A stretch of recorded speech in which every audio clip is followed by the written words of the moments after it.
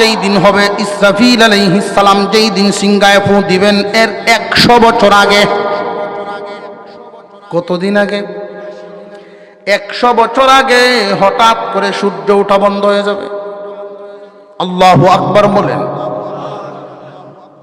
সূর্য ওঠা বন্ধ হয়ে যাবে। দুপুর হইতে যেই পরিমাণ সময় লাগে, এই পরিমাণ সময় যাবে। মানুষের ঘুম ভাঙবে, এই পরিমাণ সময় চলে যাবে। মানুষ একজন আরেকজনের দিকে তাকায়া বলবে, কি গো, সূর্য দি উঠে না। পরিশ্রম করবে, কাজ কাম করবে মানুষ, আবার তারা শুইতে যাবে। শোয়া থেকে ঘুম ভেঙে আমার উঠবে, সূর্য উঠে না। মানুষ আক্ষেপ করতে থাকবে, আক্ষেপ করতে থাকবে। হঠাৎ করে দেখা যাবে একদিন এই সূর্য পশ্চিম দিকে উড়া শুরু হয়েছে। ইসরাফিল আলাইহিস সালাম যেই মাত্র সিংহায় ফুৎকার দেওয়া শুরু করবেন, তৎকালীন সময়ের মানুষ কত ধরনের বাজনা শুনে অভ্যস্ত, কিন্তু এই এত মজার আওয়াজ জীবনে কোনোদিন শুনে নাই। মানুষ খুব আরামের সাথে গ্রহণ করবে। এই আওয়াজ শুনে যারা ঘুম থেকে উঠবে, তারা মনে করবে কতই না আরাম পাইতেছি। যে সমস্ত মানুষ হাওর থেকে শুনবে, দৌড়ায়া বাড়ির দিকে আসতে থাকবে, এই আওয়াজ কে দেয় গো, এত মজার আওয়াজ। সময় যত যাইতে থাকবে, ভলিউম তত বাড়তে থাকবে। এই আওয়াজটা 1 মিনিট 2 মিনিট 1 ঘন্টা 2 ঘন্টা নয়, 1 দিন 2 দিন নয়, 1 মাস 2 মাস নয়, একাধারে 6 মাস পর্যন্ত শুধু বাজবে। বিশাল বিশাল পাহাড়, মাটির পাহাড়, চীনা মাটির পাহাড়, গারো পাহাড়, পাথরের পাহাড়, ওই সমস্ত যত বড় বড় পাহাড়, ওই পেরেকগুলোকে আল্লাহ ইসরাফিলের সিংহার আওয়াজের মাধ্যমে একটার সাথে আর একটার টাক্কর লাগাইবেন। তুলা দুনাইলে দেখবেন বালিশ বানান, লেপ তুষক বানান, তুলাগুলোকে আগে ধুনাইতে হয়নি না হয় না। তুলারে ফিটানোর পরে লক্ষ্য করে দেখবেন একটা দুইটা করে উড়াউড়ি করতেছে। এমত অবস্থায় মুহাদ্দিসিনে কেরাম, মুফাসসিরিনে কেরাম বলেন, আল্লাহ বলেন কাল ইহনিল মানফুস, ওই রকম তুলা হয়ে যাবে কিয়ামতের কঠিন ময়দানে। তুলা হয়ে যাবে ইসরাফিলের সিংহার আওয়াজের কারণে। পাহাড় আর পাহাড় থাকবে না, সব দুলা হয়ে যাইব। ইন্নাল্লাহা ইনদাহু ইলমুস সাআহ ওয়া ইউনাজ্জিলুল গায়থ ওয়া ইয়ালামু মা ফিল আরহাম। আল্লাহ পাক রব্বুল আলামিন কিয়ামত কখন হবে এই সংবাদ কাউকে জানান নাই, একমাত্র উনি জানেন। আপনার আমার পয়গম্বর সাল্লাল্লাহু আলাইহি ওয়াসাল্লামকে জিজ্ঞাসা করা হলো, গো নবীজি, কিয়ামত কখন সংগঠিত হবে? আল্লাহর পয়গম্বর জানায়া দিলেন, আল্লাহু আলাম, আল্লাহই জানেন এই ব্যাপারের খবর। আল্লাহ তো আমাকে যতটুকু জানান, আমি শুধু এতটুকুন জানতে পারি, এর বাহিরে জানার ক্ষমতা আমার নাই।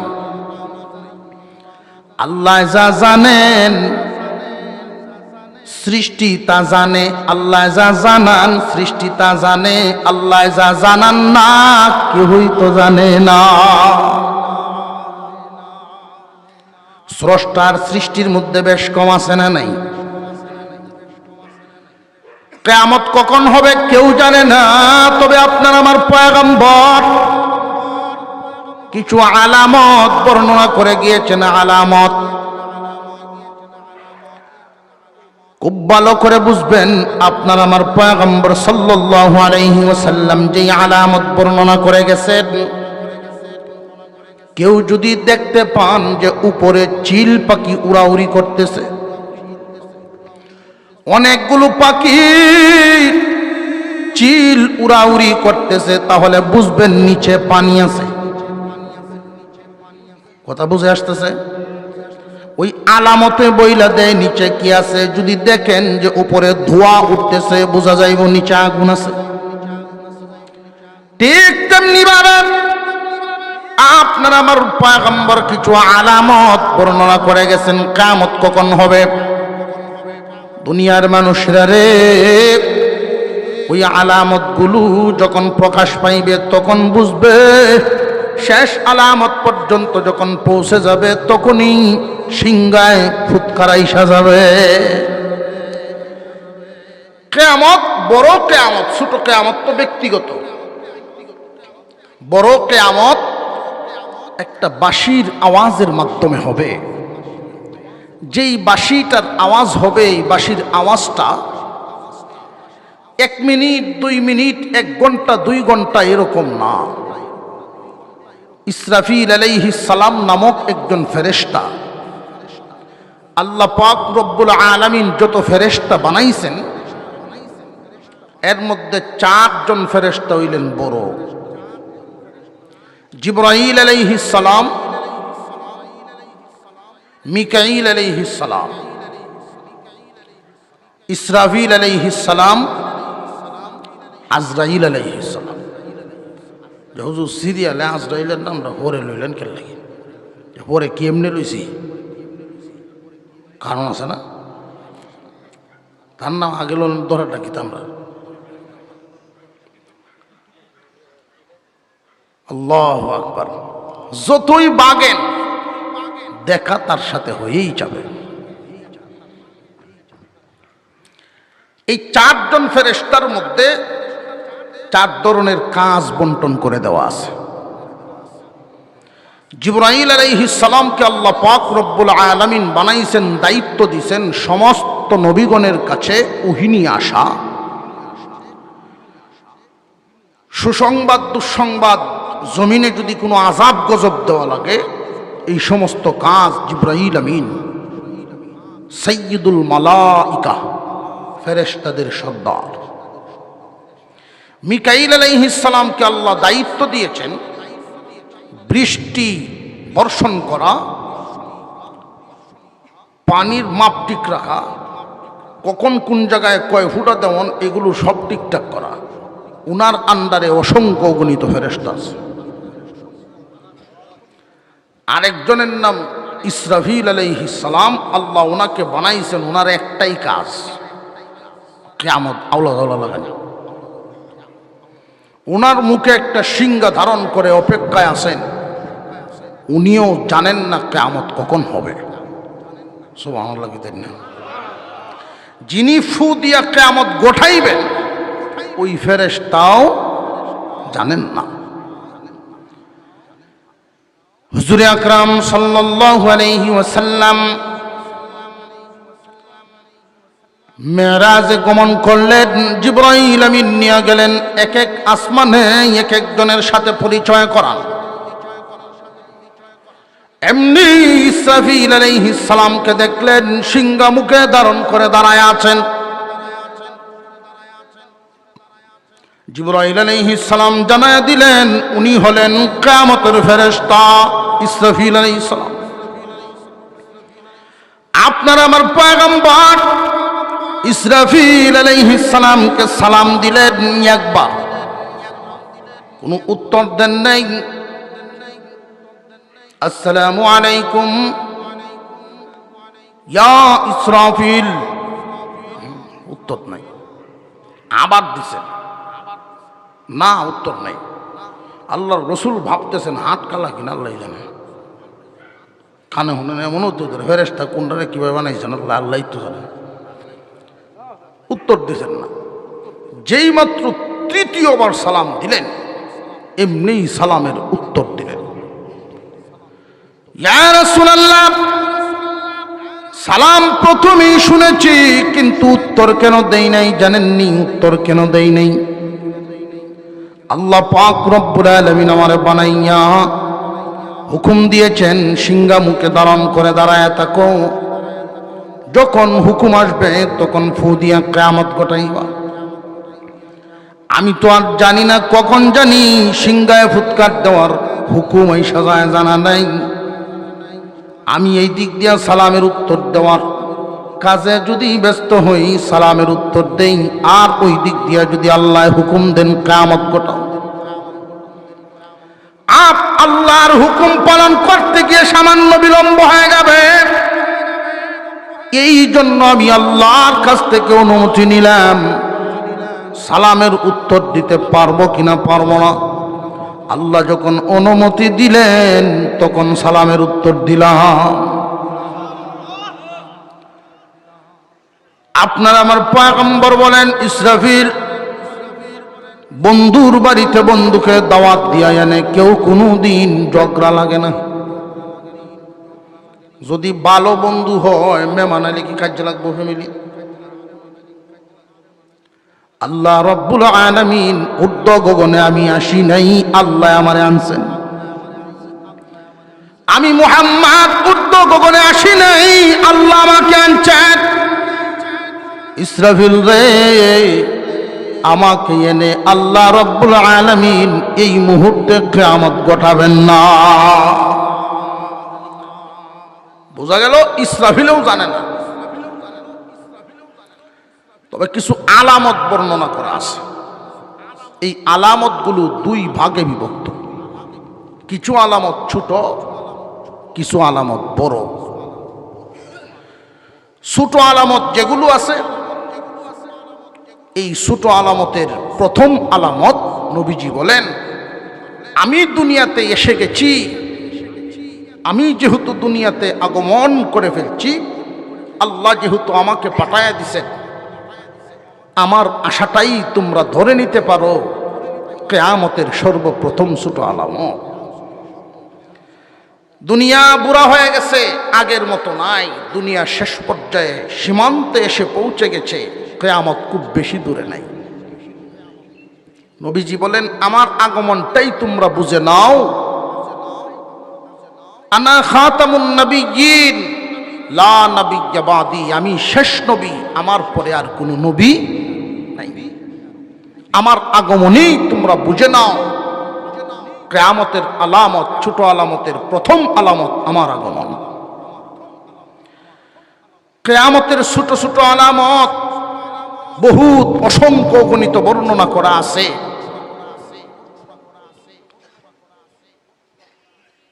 আল্লাহর নবী বলেন, যে সমস্ত তোমরা এই বিষয়গুলো দেখবা সংগঠিত হয়ে গেছে, ওই সময়ে বুঝবা কিয়ামতের আলামত শুরু হয়ে গেছে। হুজুর আকরাম সাল্লাল্লাহু আলাইহি ওয়াসাল্লাম বর্ণনা করেন, কিয়ামতের আলামতগুলো তোমাদের সামনে প্রকাশ পাইবে, তখন দুনিয়া খুব চিৎকার করতে থাকবে। কিয়ামতের আলামত বিভিন্ন হাদিসের মধ্যে নবীজি বর্ণনা করেন। বাদী তার মালিক জন্ম দিবে, বাদিয়ে তার মালিক জন্ম দিবে। এই হাদিসের ব্যাখ্যায় মুহাদ্দিসিনে কেরাম বলেন, মুনিব আর বাদীতে যেই আচার আচরণ যেমন হয়, বাদী তার মুনিবের সামনে যেই অবস্থায় দাঁড়ায়, যেইভাবে আচার আচরণ করে, সামান্য একটু বেয়াদবি হইলেই, সামান্য একটু উলট পালট হইলেই মুনিব তার বাদীকে যেইভাবে শাসন করে, শাসায়, কথাবার্তা বলে। মুহাদ্দিসিনে কেরাম বলেন, আল্লাহর নবী যে বললেন বাদিয়ে জন্ম দিবে তার মুনিব, এই হাদিসের ব্যাখ্যায় মুহাদ্দিসিনে কেরাম বলেন, এর অর্থ হলো সন্তান তার মার সাথে এমন আচরণ করবে, কিয়ামতের আলামতের এটা একটা আলামত। সন্তানাদি মা বাবার সাথে এমন আচরণ করবে, চাকর চাকরানির মতো ব্যবহার। চাকর চাকরানির সাথে যেই আচরণ করে, যেই ভাষায় কথা বলে, চাকর চাকরানি বাদী গুলামের সাথে যেই আচরণ করে, যখন দেখবা সন্তানাদি তাদের মা বাবার সাথে এমন আচরণ করতেছে, কোনো বিচার আচার নাই, তখন বুঝবা এইগুলো তোমাদের সামনে কিয়ামতের আলামত প্রকাশ পাইতেছে। ছোট ছোট আলামত কিছু বর্ণনা করি একটা একটা করে, এরপরে বড় আলামত 10টা। বড় আলামত কয়টা? বড় আলামত সংখ্যা নির্দিষ্ট 10টা আলামত, ছোট আলামত অগণিত। আল্লাহর পয়গম্বর বলেন এই অগণিত আলামতের মূল সূত্র হলো জানবা মানুষ নৈতিকতার দিকে অনেক নিচে চলে যাবে, নীতিভ্রষ্ট হবে মানুষ, সমাজের মানুষ নীতিভ্রষ্ট হবে। তখনই বুঝবা ছোট ছোট আলামত প্রকাশ পাইতেছে। দামি মানুষের দাম থাকবে না, কম দামা মানুষের দাম বেড়ে যাবে। যোগ্য লোকের কদর থাকবে না, অযোগ্য লোকের পদ পদবি হবে। তখন দুনিয়ার মানুষ জানিয়া নিবা এইগুলো কিয়ামতের আলামত। ইলেকশন 5 জন যদি কারো যে সবচেয়ে বেশি চারিত্রিকভাবে হোক নীতিগতভাবে যে কোনোভাবে সবচেয়ে ফিসে থাকার কথা, হের বুট বেশি, ঠিক না? ঠিক আছে। বর্তমান সময়ে কোন জায়গায় আমরা সব যে ঠিকঠাক, আমরা মুসলমান সবাই নামে মুসলমান, মুসলমানই ঠিক খুঁজে পাই না। ব্যবসা করে মুসলমান, মুসলমানই নেই। গৃহস্থী করে মুসলমান, মুসলমানই নেই। পরিবার চালায় মুসলমান, মুসলমানই নেই। বিবাহ শাদী কার্যক্রম করছে মুসলমান, মুসলমানই নেই। মসজিদ আসিল বহুদিন, আল্লাহর গড় কিছুদিন চলছে, ওখানে হে নো ভেস লেগে থাকে। আল্লাহর গড় কমিটি করতে গিয়ে এমন ব্যক্তিরে কমিটির সভাপতি বানাইব, শুক্রবারে একদিন আইব, সপ্তাহে একদিন আইল, মার দেওয়া পাঞ্জাবিটা ইন্ডিয়া আগের কাতার 100 টাকা নোটটা যখন দান বাক্স দেলায়, এটা 2-3 জনের তাহায় দেয় না, আমরা ঠিক আছে, ঠিক আছে, আগামী মিটিং কই সভাপতি বদলাও, এই বেড়ারে বানাও। এনো যদি ভোটটা দেওয়ান যায় 2-3 বছরই ফাঁকা হইব, মসজিদ সুন্দর জিগজিগ করব। এই সমস্ত ব্যক্তিদেরকে দেওয়ার পরে জিগজিগ করে ঠিক মসজিদ সুন্দর হয়, মসজিদ পাকা হয়, মুসল্লি কাঁচা হয়ে যায়। কিয়ামতের আলামত। যে সমস্ত মুসল্লিরা সেজদা দিত মসজিদে আল্লাহর ঘরে, আল্লাহর ঘর ছিল কাঁচা, কিন্তু তখনকার সময়ের মুসল্লিরা ছিল পাকা। সেজদার মাটি, সেজদার দাগ কপালের মধ্যে লাইগা থাকত। সেই সময়ের মুসল্লিদেরকে মসজিদগুলো আজও খুঁজে। আল্লাহ পাক রব্বুল আলামিন কিয়ামত বেশি দিন দূরে রাখেন নাই, কিয়ামত খুব কাছায় ফেলছেন, কিয়ামত খুব সন্নিকটে। আল্লাহর নবী যত আলামত বর্ণনা করেছেন, ছোট আলামতের কোনটাই বাকি নাই, এখন শুধু বড় আলামত প্রকাশ পাওয়া বাকি। ছোট আলামত যত বর্ণনা করছেন নবীজি সবগুলোই প্রকাশ পায়া লাইছে। আমানতের খেয়ানত করবে মানুষ, এই আমানতের খেয়ানত বর্তমান আছে না নাই? সরকারি তহবিল সরকারি মালকে নিজের ব্যক্তিগত মাল মনে করবে, ইচ্ছা মতো খরচ করবে, বর্তমানে আছে না নাই? কিয়ামতের আলামত, কম দামা মানুষের দাম বাড়বে, দামি মানুষের দাম কমবে। নীতিগতভাবে আদর্শবান একজন মানুষ সে যদি নির্বাচন কারো তো চায়, মহল্লার 10 জন আয় করবে, আপনার মতো মানুষ এই কামও যায়, বেড়ার আর ওয়াজ নসিহত করিয়া বেড়ার বয়াত হয়ে যাবে, আপনার মতো মানুষ এইটা কামও যায়। বোঝা যায় কামটা খুব খারাপ। আমরা ভালো মানুষগুলোকে এই পথ থেকে দূরে সরাইয়া রেখে নিজেরাই খারাপ মানুষটিরে বসায়া বিলাইরা তো দিছি সুটকির দোহানদারি। ঠিক থাকবো না? সব আওলা দলা লাগবো, সব এলোমেলো। বড় বড় আলামত, বিচারকের বিচার ব্যবস্থা পরিবর্তন আসবে। ভয়ের কারণে, লোভের কারণে কলম বিক্রি হয়ে যাবে। বিচারকের কলম, জজের কলম নড়ে যাবে, নীতি হারা হবে। বয়ে অথবা লোভে। দুই কারণে মানুষ নীতিহারা হয়ে যাবে। আছে না নাই? হারামের সয়লাভ হবে, হালালের তুলনায় মানুষ হারামকে বেশি পছন্দ করবে।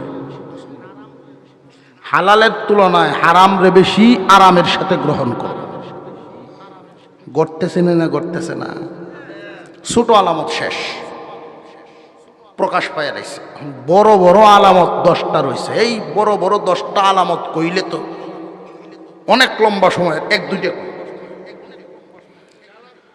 মুসলমান ইমানদার ভাইয়েরা আমার, 10টা আলামত বড় বড় বিশ্বনবী বর্ণনা করে গেছেন। 10টার মধ্যে একটা হবে বর্তমান সময়ে সূর্য উঠে পূর্ব দিকে।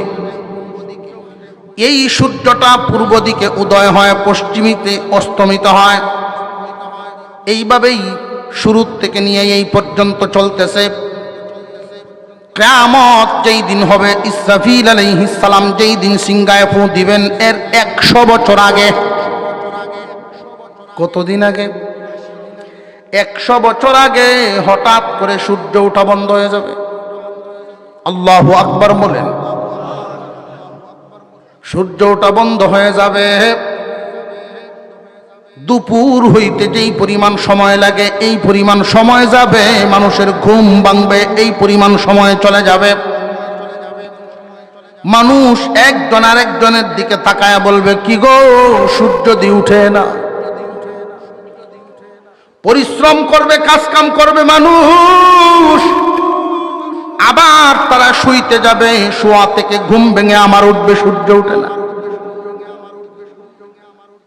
মানুষ আক্ষেপ করতে থাকবে, আক্ষেপ করতে থাকবে। হঠাৎ করে দেখা যাবে একদিন এই সূর্য পশ্চিম দিকে উড়া শুরু হয়েছে। এখন তো পূর্ব দিকে সূর্য উদয় হয়, পশ্চিম দিকে যাইতে থাকে। ওই দিন পশ্চিম দিক থেকে সূর্য উঠা শুরু হবে, পূর্ব দিকে যাওয়া শুরু করবে। এই দৃশ্য দেখার পর তৎকালীন সময়ে যে সমস্ত মানুষেরা বেঁচে থাকবে, যাদের ভিতরে ঈমান সামান্য থাকবে, এই মানুষগুলো তখনই একে অপরকে বলবে, দেখছো হাদিসে যে বলা আছেন, ওই দিন হলো তওবা দরজা বন্ধের তারিখ।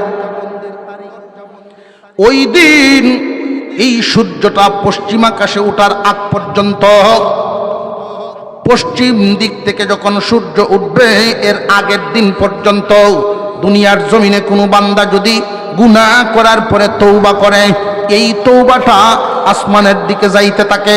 আসমানের পশ্চিম আকাশে তওবার একটা দরজা আছে, দরজাটা প্রশস্ত হলো 70 মাইল। আর একটু জোরে কর না। 70 মাইল প্রশস্ত এই দরজা। বান্দা যখন গুনাহ করে, ভুল করেছি বলে তওবা করে, আল্লাহ অন্যায় করেছি আর করব না, তার এই তওবা ওই দিকেই যাইতে থাকে, আল্লাহর দরবারে তওবা কবুল হয়। কিন্তু যেই দিন পশ্চিম দিক থেকে সূর্য ওঠা শুরু হবে, ওই দিন থেকেই ওই দরজা বন্ধ হয়ে যাবে। সূর্য ওঠা দেখে মানুষ পাগল পারা হয়ে মসজিদের দিকে দৌড় শুরু করবে। এই যে তওবার দরজা বন্ধ হয়ে যায়, শেষবারের মতো তওবা করি, কিন্তু ওই সময় তো আর লাভ হবে না। আযাব যখন দৃশ্যমান হয়, তখন আর তওবা কবুল হয় না। সূর্য পশ্চিম আকাশ থেকে উঠবে, উঠে এইভাবে যখন পূর্ব দিকে যাইতে থাকবে, যাইতে থাকবে, ঠিক দুপুর মাথার উপর পর্যন্ত আসবে সূর্যটা। এই সূর্য মাথার উপর পর্যন্ত এসে আবার পুনরায় পূর্ব দিকেই, আবার পুনরায় পশ্চিম দিকে যাইতে থাকবে। পূর্ব দিক থেকে পশ্চিম দিকে গিয়া ওই যে হাজার হাজার বছর যাবৎ যেই নিয়মে গেছে, ওইভাবেই পশ্চিম আকাশে গিয়া ডুববে। পরের দিন সকালবেলায় পূব আকাশে উঠবে, পশ্চিমে গিয়া ডুববে, পূব আকাশে উঠবে, পশ্চিমে গিয়া ডুববে। শুধু একদিন ওই সূর্যটা পশ্চিম আকাশে উঠিয়া মাঝ বরাবর পর্যন্ত আইসা আবার যথা সময়ে ডুবিয়া যাইব। কয়দিন? একদিন মাত্র, আধা বেলা। পশ্চিম আকাশে উঠবে, ঠিক দুপুর পর্যন্ত আসবে, আবার যথারীতি জায়গা পর্যন্তই আগের নিয়মে যাবে। এইভাবে 100 বছর পর্যন্ত সূর্য উঠবে আর পশ্চিমে গিয়া ডুববে, পূর্ব দিকে উঠবে পশ্চিমে গিয়া ডুববে। 100 বছর যখন পুরা হয়ে যাবে, আল্লাহ পাক রব্বুল আলামিন ওই দিন ইসরাফিল আলাইহিস সালামকে হুকুম দিবেন, ইসরাফিল রে সিংহায় ফু দে, এই দুনিয়ার রাখবো না। আল্লাহ পাক রব্বুল আলামিন এর আগেই ঈমানদার মুমিনগণকে দুনিয়ার জমিন থেকে বিদায় করবেন।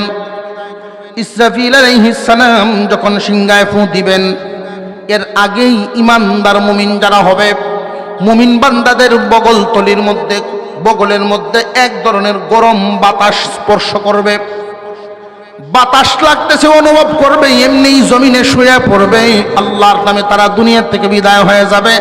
তৎকালীন সময়ে মুমিন হাতে গোনা কিছু থাকবে পাক্কা ইমানদাররা দুনিয়া থেকে চলে যাবে।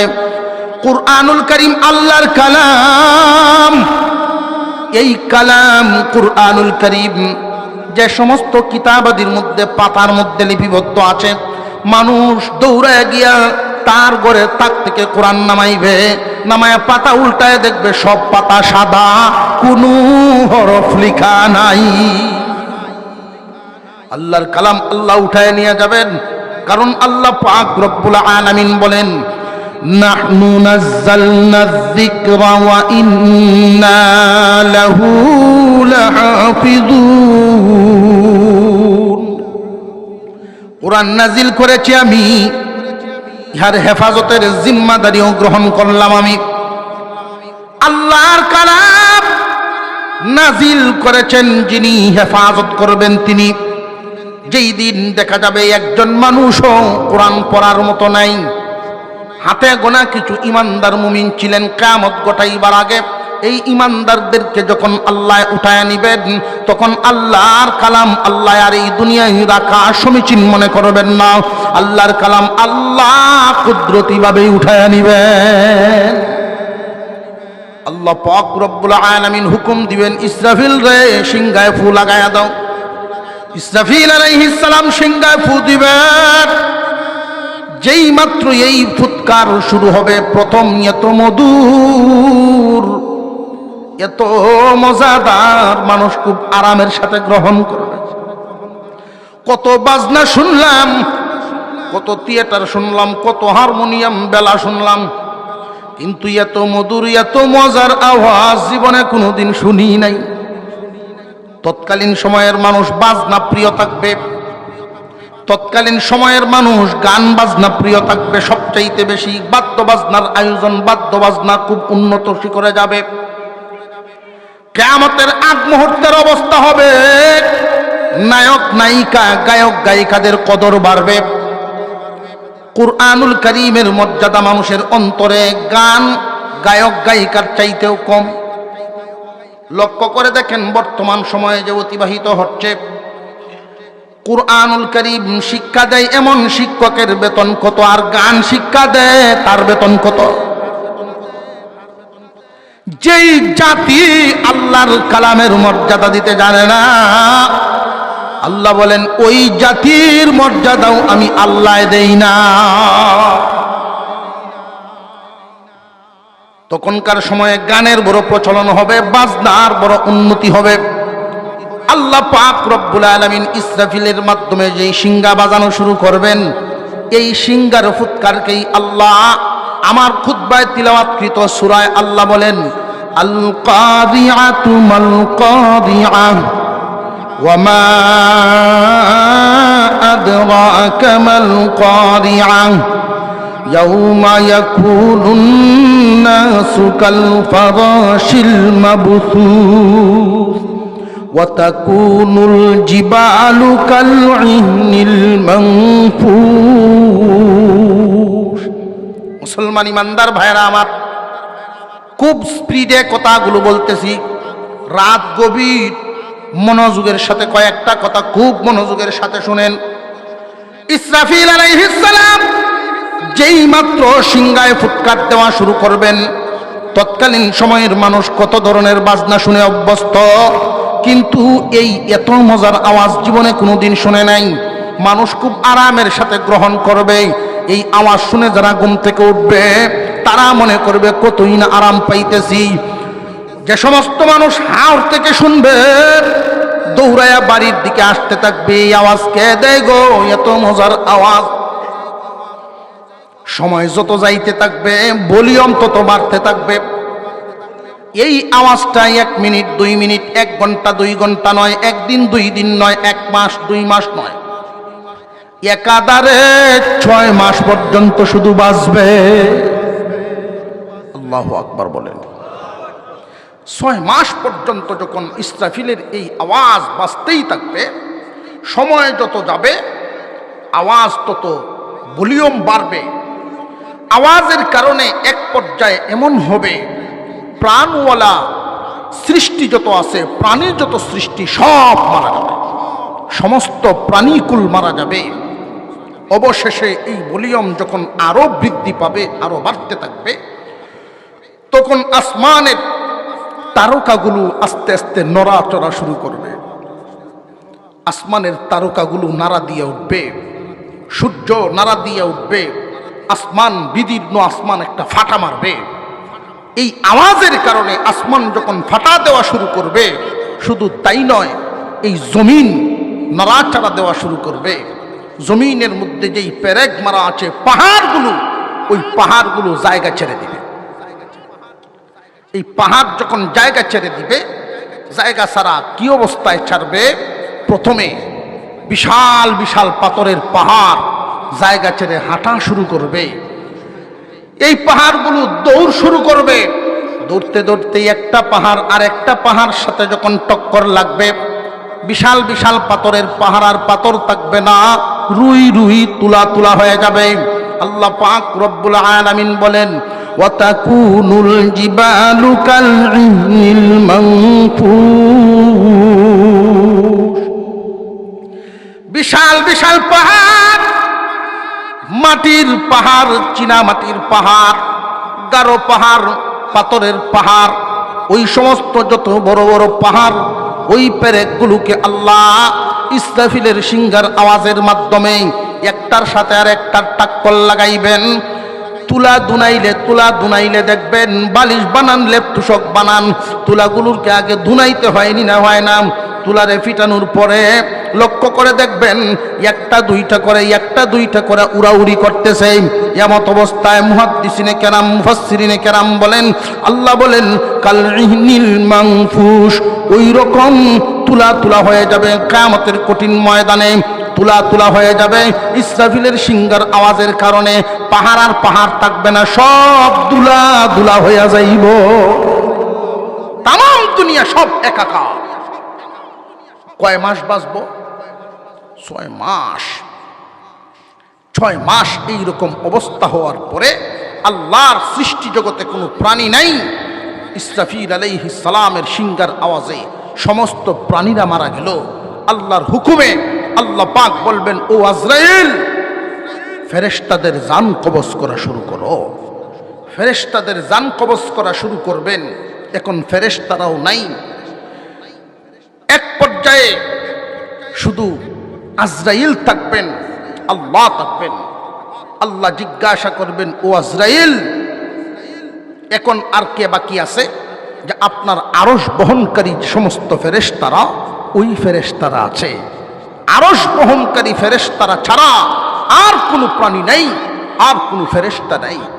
আল্লাহ বলবেন, আমার আরশ বহন করছে যে সমস্ত ফেরেশতারা, ওই ফেরেশতাদের জানও কবজ করে ফেলো। আল্লাহর আরশ বহন করে রাখছে যে সমস্ত ফেরেশতা, ওই ফেরেশতাদের জান কবজ করা হবে। প্রশ্ন জাগে, তাহলে এই আরশ টিকে থাকবে কিভাবে? ওই সময় আল্লাহর আরশ আল্লাহ টিকায় রাখবেন আল্লাহর হুকুমের মাধ্যমে। আল্লাহ জিজ্ঞাসা করবেন, ও আজরাইল, এখন আর কে আছে? আল্লাহ, এখন আমি আর আপনি। আপনি আছেন আর আমি আজরাইল আছি, আর কেউ নাই। আল্লাহ বলবেন, আজরাইল রে, তুমি তোমার জান কবজ করো। এবার তোমার জান এবার তুমি কবজ করো। আজরাইল নিজের জান যখন নিজে কবজ করতে চাইবেন, একটা চিৎকার দিবেন, এমন একটা চিৎকার, মুফাসসিরিনে কেরাম বলেন আজরাইলের এই চিৎকারটা যদি সৃষ্টি জগতে শুনতো, সকল প্রাণীরাই মারা যেত। বিশাল আকারের এক চিৎকার দিয়ে নিজের জান কবজ করে ফেলবে। এখন কি কেউ আর কোন প্রাণী আছেন? এখন একমাত্র কে আছেন? জবান খুলে বলেন কে? আল্লাহ পাক রব্বুল আলামিন ওই সময় ডাক দিবেন, কোথায় রে দুনিয়ায় খোদা দাবি করনেওয়ালারা?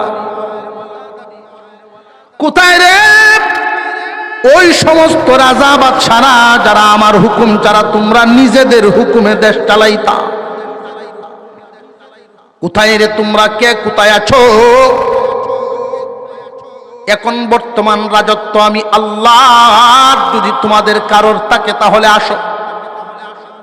আসেনি কেউ? না, সব শেষ। আল্লাহ পাক রব্বুল আলামিন এই হালতে কত বছর রাখবেন, কয় হাজার বছর রাখবেন, আল্লাহু আলাম, আল্লাহ জানেন, আর কেউ জানে না। একমাত্র আছেন আল্লাহ। জবান খুলে বলেন আল্লাহ। ওই দিন আর কেউ নাই। আল্লাহ পাক রব্বুল আলামিন আল্লাহর হুকুমের মাধ্যমে বহুদিন পরে আবার ইসরাফিলকে জিন্দা করবেন। ওই ইসরাফিল সিংহা মুখে ধারণ করে আরেকটা ফু দাও, আল কারিআতু মাল কাদিআ, বিকট আওয়াজ। ওগো নবী, আপনি কি জানেননি এই আওয়াজটা কি? এই আওয়াজ যখন হবে, আওয়াজের বিকটতার কারণে সবকিছুই তো একাকার হয়ে কিচ্ছু নাই, ছিলেন মাত্র আল্লাহ। আল্লাহ এখন ইসরাফিলকে জিন্দা করেছেন, সিংহা মুখে দিয়েছেন, আবার একটা আওয়াজ দেওয়াইবেন।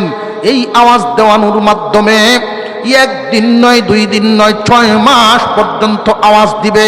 এই আওয়াজের কারণে তখন বৃষ্টি আসা শুরু হবে। এই বৃষ্টি মুষলধারে কতদিন পর্যন্ত বৃষ্টি হবে? কোন বর্ণনায় 40 দিন পর্যন্ত মুষলধারে বৃষ্টি হবে। মুষলধারে বৃষ্টি হওয়ার কারণে এই জমিনটা উর্বর হবে।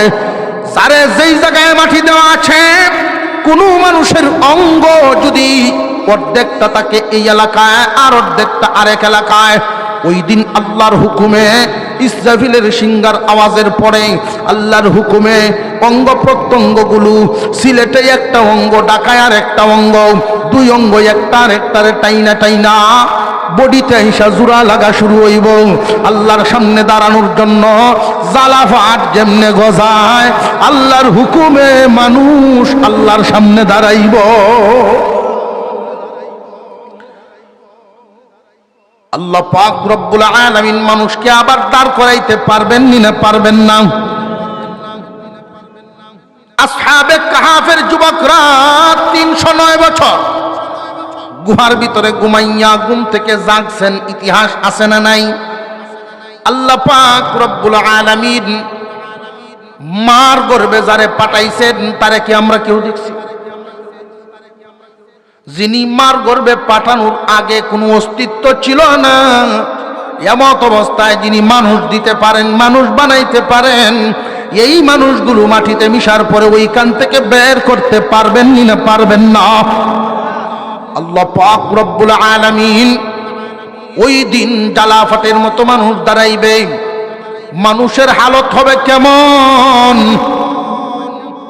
আম্মাজান আয়েশা সিদ্দিকা রাদিয়াল্লাহু তাআলা আনহা আপনারা আমার পয়গম্বরের সাথে আলোচনা করেন, এমন সময় নবীজি বলেন, আয়েশা, কোন মানুষের গায়ে কোনো কাপড় থাকবে না। হাজার হাজার লক্ষ লক্ষ বছর পরে মাটির থেকে দাঁড়াইবে, গায়ে কোনো কাপড় নাই, সব মানুষ উলঙ্গ। আম্মাজান আয়েশা রাদিয়াল্লাহু আনহা জিজ্ঞাসা করেন, হুজুর, ওই সময় কি মানুষের লজ্জা হবে না? আমাদের কি লজ্জা হবে না কিয়ামতের কঠিন ময়দানে যদি কাপড় ছাড়া আল্লাহর সামনে দাঁড়ানো লাগে? ওই সময় একদল মানুষ থাকবে ইমানদার, আর একদল থাকবে বেঈমান। কাপড় তো কেহুরই নাই, কিন্তু একদলের তো ঈমান আছে। এই ঈমানদারেরা দুনিয়ার জমিনে ঈমানের হেফাজত করে গেছে। অনেক সাহাবীর জীবনের রেকর্ড এমন আছে, কাপড় হারাইছে কিন্তু ঈমান হারান নাই। তারাও এই জবাব দিতেন, একদিন তো আল্লাহর সামনে কাপড় ছাড়াই দাঁড়াতে হবে। আম্মাজান আয়েশা জিজ্ঞাসা করেন, হুজুর আমাদের কি লজ্জা হবে না? আল্লাহর পয়গম্বর বলেন, আয়েশা ওই দিন মানুষের জবানে জবানে শুধু ইয়া নাফসি ইয়া নাফসি ইয়া নাফসি থাকবে। মানুষের জিন্দেগিতে যেই নেক আমল করছে তার বদ আমলের মোকাবেলায় এই নেক আমল যথেষ্ট না। আযাব দেইকা মানুষ এতটাই পেরেশান হবে, ওই দিন লজ্জাস্থান গুড়া আছে নাকি উদাম এটার চিন্তাই থাকবে না। মানুষ শুধু একটা চিন্তাই করবে, ইয়া নাফসি ইয়া নাফসি ইয়া নাফসি। সমস্ত নবীগণ সহ একমাত্র আপনার আমার নবী ব্যতীত সমস্ত নবীগণ আদম থেকে ঈসা পর্যন্ত সমস্ত নবীরা, সাহাবীরা, উম্মতেরা ইয়া নাফসি ইয়া নাফসি, আল্লাহ আমারে বাঁচাও, আল্লাহ আমারে বাঁচাও। আমার কি হইব, আমার কি হইব, এই শব্দ বলিয়া বলিয়া মানুষ চিল্লাইতে থাকবে, কেউ কারোর দিকে তাকাবে না। আল্লাহর পয়গম্বর বলেন, ওই দিন সূর্যটাকে আরো 70 গুণ পাওয়ার বাড়াইয়া, সূর্য বর্তমানে যেই পরিমাণ পাওয়ারফুল, এই সূর্যের মুখ আছে 70টা। কয়টা? একটা মুখ দুনিয়াতে, আর 69টা মুখ উপরের দিকে, একটা মুখ নিচের দিকে যেটার আলো আমরা পাই, আর 69টা মুখ উপরের দিকে দিয়া রাখছেন আল্লাহ। কিন্তু যেই দিন কিয়ামত হবে আল্লাহ পাক এই সূর্যটাকে 70টা মুখেই মানুষের দিকে দিয়ে দিবেন। বিশাল হাসরের মাঠ, এই সূর্যটা মানুষের মাথার 8 হাত উপরে চলে আসবে। আল্লাহ হুকুম দিবেন, রে সূর্য দে এদের মগজ গালায়া দে। আমি কি পরিমাণ নিয়ামত এদেরকে দান করলাম, কিন্তু ওরা আমার নাফরমানি ছাড়া কিচ্ছু করে নাই। আমি আল্লাহর কুদরতি পায়ে সেজদা দেওয়ার জন্য ওর বডিটা কত সুন্দর করে বানাইলাম, কিন্তু এই কপালের সেজদাটা ভিন্ন জায়গায় দিয়া দিত। শিরিক করতো আমার সাথে নাফরমানি করতো, মগজ গলায় দেয়। হায়াতুল হাইওয়ানের মধ্যে উল্লেখ করা হয়, একটা গাবি আমরা যখন দুধ দহন করি, রাতের বেলায় গাবিটা এক জায়গায় রাখি, বাছুরটারে আরেক জায়গায় রাখি, না রাখি না? আর একটু জোরে কর। এই বাছুর দেখবেন সারা রাত কান্দে আর মারে ডাকে, মাগো খিদা লাগছে আমার। মা গাবিটায় ওইখান থেকে আওয়াজ দিয়া বাচ্চা গাবিরে বুঝায়, বাবা ধৈর্য ধর, সকাল হইতে দে, মালিক আসলে ছাড়বো। মালিক ওইখান থেকে আসে, আল্লাহ সব দেখতেছেন না দেখতেছেন না, এরপরেও কিন্তু গুনাহ লেখেন না। বান্দা আমি এই প্রাণীগুলো তোমাদের খেদমতের জন্য বানাইছি, আর তোমরা বানাইছি আমার জন্য। তামাম সকল সৃষ্টি মানুষ তোমাদের খেদমত করবে, আর মানুষগুলো আমার ইবাদত করব, আমার খেদমত করব। সমস্ত সৃষ্টি বানাইছি মানুষের জন্য, আর মানুষ বানাইছি আমার জন্য। কিন্তু এই মানুষগুলো আমি আল্লাহর গোলামি করে নাই। সকালবেলায় আইসা যখন বাছুরটারে ছাড়ে, দেখবেন খুশিতে একটা লাফ দেয়, এক লাফ দিয়ে তখন গাভীর উলানের মধ্যে ধরে, 1-2 টান দেওয়ার আগেই আমরা সরায় ফেলি। এই বাছুরটারে খাইতে দেই না, দুধটা আমরা নেই, আমাদের জন্য হালাল করা আছে, আল্লাহ হালাল করেছে। এই দুধ পান করিয়া আল্লাহর জিকির করবে, আল্লাহর ইবাদত পালন করবে। দুধ নেওয়ার পরে যখন বাছুরকে ছাড়া হয়, দেখবেন বাছুরটা গিয়ে 2-3 টান দেয়, উপরের দিকে গুতা দেয়, মা দুধ কই? দুধ তো নাই, উপরে থাকলে নামায়া দাও। কিন্তু দুধ খায় তার পেট ভরে নাই। এই বাছুর মা গাভীর মুখের কাছে গিয়া নালিশ করে, আম্মা পেট তো আমার ভরে নাই, মালিকে দুধ লয়ে গেছে। মা গাভীটায় বাছুরটারে চাটিয়া বুঝায়, বাছাদন তোরে আর আমারে আল্লাহ বানাইছেন এই ইনসান জাতির, মানব জাতির গোলামির জন্য, খেদমতের জন্য। আমরা রে বানাইছে মানুষের খেদমত করতাম, মানুষ রে বানাইছে আল্লাহর ইবাদতের জন্য। কিন্তু মানুষ আল্লাহর নিয়ামত ভোগ করে, আল্লাহর নিয়ামত ভোগ করে কিন্তু আল্লাহর ইবাদত করে না। একটা পাখি আদার করে, 2 বাচ্চার জন্য আদার টুটে নিয়ে বাসার দিকে ফিরতেছে। ছোট ছোট 2টা বাচ্চা পাখির বাসায় অপেক্ষা করে, আম্মা বুঝে আসতেছে আমার জন্য, তোর জন্য খাদ্য নিয়া। 2 বাচ্চা চেউ চেউ করতেছে। ওই মা পাখিটারে তুমি গুলি দিলা বা তীর দিয়ে তারে শিকার করে ফেললা, বান্দা তুমি তো খাইলা, তোমার জিব্বার মজা মারলা।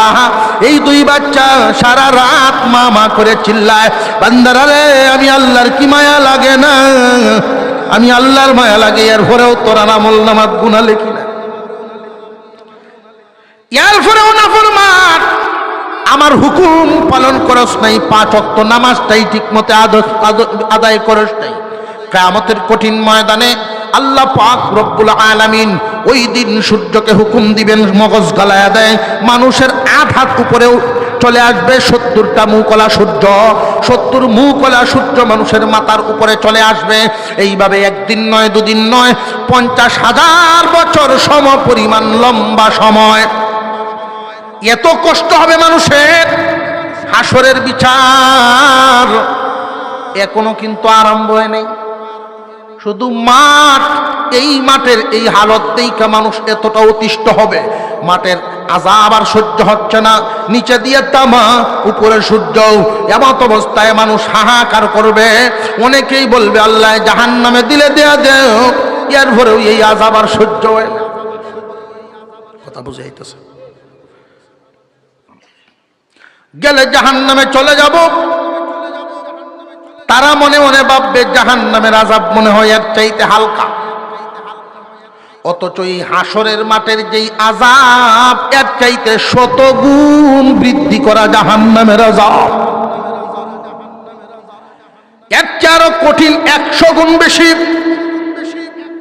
হাসরের মাঠে বিচার কার্য যখন শুরু হবে না, মানুষ হাহাকার করতে থাকবে। একদল মানুষ তারা সম্মিলিত হয়ে আদম আলাইহিস সালামের কাছে যাবে, ও আমাদের আব্বা, আপনি হলেন মানব জাতির প্রথম মানব, আপনি যান আল্লাহর দরবারে গিয়ে নালিশ করেন, ফরিয়াদ করেন যেন বিচার কার্য শুরু হয়ে যায়, আর আমাদের সহ্য হচ্ছে না। আদম আলাইহিস সালাম বলবেন আমার ক্ষমতা নাই, আমি লজ্জিত, আমি নিজেই চিন্তিত, আল্লাহ নিষেধ করেছিলেন ওই গাছের ধারে কাছেও যেন না যাই, কেন গেলাম? শয়তানে আমারে বুলায় দিছিল, ওই বিষয় নিয়ে আমি লজ্জিত, আমি যাইতে পারবো না। আদম আলাইহিস সালাম পড়েন ইয়া নাফসি ইয়া নাফসি। নূহ আলাইহিস সালামের কাছে যাবেন, ওগো গফফার, ওগো আব্দুল গফফার, নূহ পয়গম্বর আপনি যান আল্লাহর কাছে, আপনি আল্লাহর কাছে গিয়া বলেন আল্লাহ যেন বিচার কার্য শুরু করে দেন, আর সহ্য হয় না। নূহ আলাইহিস সালাম বলবেন ইয়া নাফসি ইয়া নাফসি, আল্লাহ আমারে বাঁচাও, আমার কি গতি হইব এই চিন্তায় আমি ব্যস্ত। আল্লাহ যদি আমার জিগান, পয়গম্বর মানুষরে দাওয়াত দিলা কিন্তু তোমার ভূত কাফের। কথা বুঝে আসতেছে?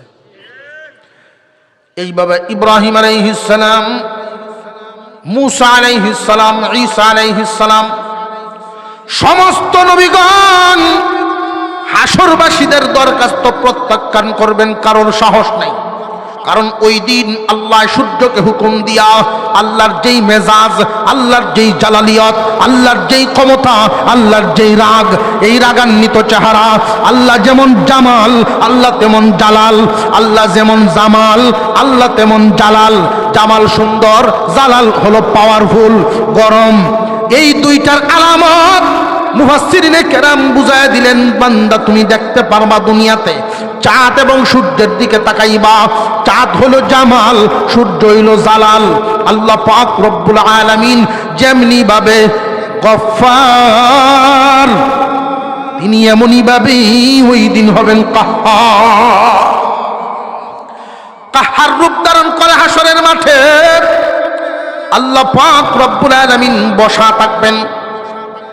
আল্লাহর সামনে যাওয়ার ক্ষমতা কারোর নাই, আল্লাহর সামনে যাওয়ার ক্ষমতা কারোর নাই। সমস্ত হাসরবাসীরা যখন সবার কাছ থেকেই ফিরিয়া নিরাশ হয়ে আসলো, সমস্ত নবীগণ পরামর্শ দিলেন। আদম থেকে ঈসা পর্যন্ত সমস্ত নবীগণ পরামর্শ দিবেন হাসরবাসীরা, তোমরা একটা কাজ করো, মুহাম্মদুর রাসূলুল্লাহর কাছে যাও। আল্লাহর এই রাগান্বিত চেহারা একমাত্র উনার হাবিবকে দেখলে ঠান্ডা হইতে পারে। আপনি আমি কেমন নবীর উম্মত বলেন না আলহামদুলিল্লাহ। কোনদিন দরখাস্তও তো করি নাই, কোনদিন চাইও নাই, আল্লাহ দয়া করে এই নবীর উম্মত বানাইছে। সমস্ত হাসরবাসী আপনারা আমার পয়গম্বরের দিকে তাকায়া থাকবেন। নবীজি আল্লাহর কুদরতি পায়ে গিয়ে সেজদা দিয়ে দিলেন, প্রভু আমরা গুনাহগার, তুমি তো গফফার। আল্লাহ পাক রব্বুল আলামিন ওই দিন ডাক দিবেন, দুষ্ট আমার মাথা উঠান, আপনার জন্য আমি একটা সিংহাসন বানায় রাখছি। ওই চেয়ারের নাম মাকামে মাহমুদ। ওই চেয়ারের মধ্যে আপনি বসেন, আপনার আমার পয়গম্বর বলবেন আল্লাহ। চেয়ারের মধ্যে বসার কথা বলিয়েন না, আপনি হুকুম দিলে তো আমার বসাই লাগবে, কিন্তু বলিয়েন না, কারণ আমি জানি এই মাকামে মাহমুদ নামক চেয়ার এটা চলতে জানে, রুহুওয়ালা চেয়ার। আমি মুহাম্মদ এই চেয়ারে বসার পরে চেয়ার যদি উড়াল মারে, উড়াল দিয়ে যদি জান্নাতের ভিতরে ঢুকিয়া যায়, আমার উম্মতের কি গতি হইব? আমার এই উম্মতের পেরেশানি দেখে আমার উম্মতের জন্য কে আপনার দরবারে সুপারিশ করবে? আমি দুনিয়ার থেকে বিদায় হয়ে আসার পর আর কোন নবী নাই, নবুয়তের দরজায় তালা। এর আগে তো আপনি যুগে যুগে নবী পাঠাইছেন, মানুষদেরকে পথ দেখাইছেন, আর আমার উম্মত এতিম নবীর নবী হারা উম্মত। নবী বিদায় হয়ে গেছেন, উম্মতদেরকে রেখে আমার এই উম্মতদেরকে সুপারিশ করার জন্য আমি আছি এখানে, এই মাকামে মাহমুদে বসার জন্য। বলিয়েন না আল্লাহ, আপনি বিচার কার্য শুরু করে দেন। মহান আল্লাহ পাক রব্বুল আলামিন বলবেন, দোস্ত আপনি হলেন নবী রহমত, আপনি হলেন নবী রহমত। আপনার রহমত আর আমার দয়া, আপনার আর রহমত, আপনার রহমত আর আমার দয়া, এই দুইয়ের মাঝখান দিয়া আপনার কোনো খাঁটি উম্মত জাহান্নামে ডুববে না। আমার দয়া আর আপনি রহমত, আপনি হলেন রহমতের নবী, আর আমি হলাম দয়ার সাগর। এই দুইয়ের মাঝখান দিয়া, এই দুইয়ের মাঝখান দিয়া আপনার উম্মত যারা খাঁটি উম্মত তারা জাহান্নামে ঢুকবে না। আল্লাহ পাক রব্বুল আলামিন বিচার কার্য শুরু করবেন, তখন মানুষের হালত কি হবে? অর্ধেক সূরাতে আল্লাহ সিঙ্গার ফুৎকারের প্রথম ফুৎকারের হালত বলছেন, এবার দ্বিতীয় ফুৎকার দিয়া যখন হাসরের মাঠ কায়েম করলেন, এর পরের হালতটা বলেন, فأما من ثقلت موازينه فهو في عيشة راضية وأما من خفت موازينه فأمه هاوية وما أدراك ما هي নারুন হামিয়া। আল্লাহ বলেন ওজন যখন দেওয়া হবে মিজানে, ওজনটা কেমন হবে, ওই পাল্লাটা কেমন হবে একমাত্র আল্লাহ জানেন। নেকি কি চোখে দেখা যায়? নেকিটা হবে নূরের মতো, আলোর মতো। এই নেকি কেমনে মাপবেন, গুনাহ কেমনে মাপবেন আল্লাহই জানেন। তবে একটা উদাহরণ আপনাদের সামনে পেশ করি। আজ থেকে 50 বছর আগে কেউ কি কল্পনা করছে যে জ্বর মাপা যাইব? কথা বুঝে আসতেছে? তাপমাত্রা মাপা যাবে 50 বছর আগে কি কেউ কল্পনা করছে? এই বুদ্ধি দিছেন কে? মিজান কিভাবে ওজন করবেন গুনাহ এবং